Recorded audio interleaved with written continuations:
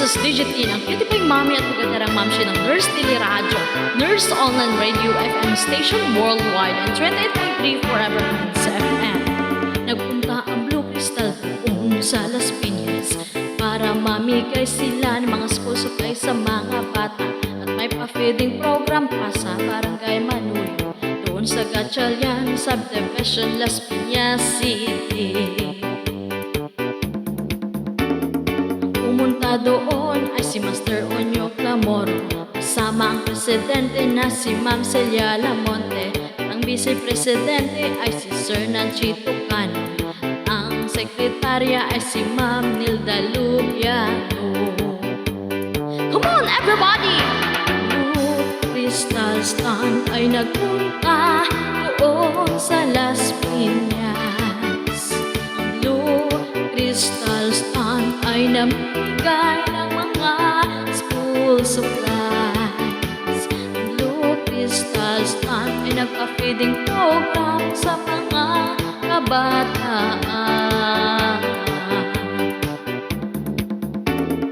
Sama na ang auditor na si Ma'am Linda Buenaobra.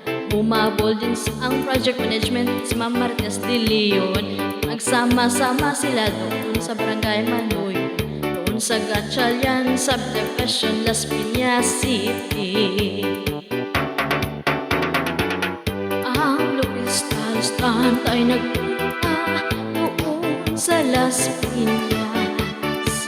Ang Blue Crystal Stand ay namimigay ng mga school supplies. Ang Blue Crystal Stand ay nagpa-feeding program sa mga kabataan. Sama na dito ang sponsor na si Ma'am Like King. Blue Crystal Stand, nagkaisa at nagtulungan. Ulan man o umaraw ay tuloy pa rin ang laban sa Barangay Manuyo, Gatchalian Subdivision, Las Piñas City. Blue Crystal Stand ay nagpunta doon sa Las Piñas. Blue Crystal Stand ay namimigay ng mga school supplies. Blue Crystal Stand ay pa-feeding program sa mga kabataan. Shoutout sa aming samahan. Treasurer, Ma'am Wena Gonzalez. Project Management, Jeffrey Gutay and Sir Marcos Panyas.